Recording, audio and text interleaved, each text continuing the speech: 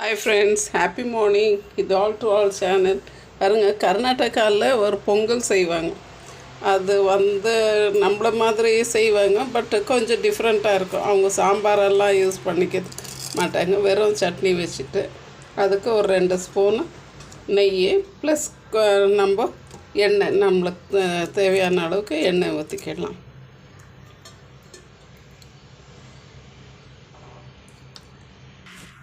பாருங்கள், நான் நெய் விட்டுருக்கேன். நான் இது போடலை, எண்ணெய் ஊற்றலை, நெய் ஊற்றிருக்கேன். இதில் ஒரு 4 முந்திரி பருப்பு பொரித்து எடுத்துக்கலாம்.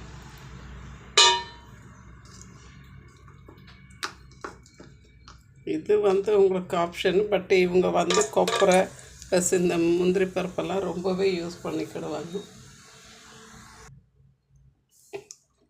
இப்போ அந்த முந்திரி பருப்பு வறுத்து எடுத்தாச்சு. இதில் கொஞ்சம் கடுகு, கொஞ்சம் மிளகு, சீரகம்,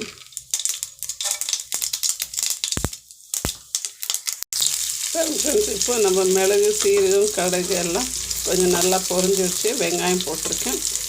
இப்போ கொஞ்சம் மஞ்சள்தூள், ஒரு 1/4 ஸ்பூன் அளவுக்கு மஞ்சள்தூள் போட்டுக்கலாம். இப்போ இதுலேயே ஒரு பச்சை மிளகா கீரி போட்டாச்சு. அடுத்து கொஞ்சம் மஞ்சள்தூள் போட்டிருக்கேன். இன்னும் கொஞ்சம் மல்லி செடி. உங்களுக்கு நம்ம அரிசி ஆஸ் யூஷுவல், அதாவது அரிசி எவ்வளோ போடுறோமோ அதே அளவுக்கு பருப்பும் போட்டு எடுத்து வேக வச்சு, உப்பு போட்டு வேக வச்சு எடுத்துக்கலாம்.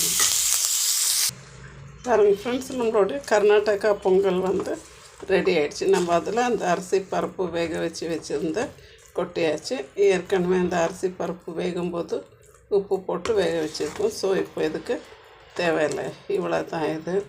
இது கூட ஒரு நிலக்கடலை பருப்பு சட்னி ஒன்று அரைச்சி வைக்குவாங்க. இதுக்கு ரொம்ப டேஸ்டியாகவே இருக்கும். சாம்பாரே தேவைப்படாது.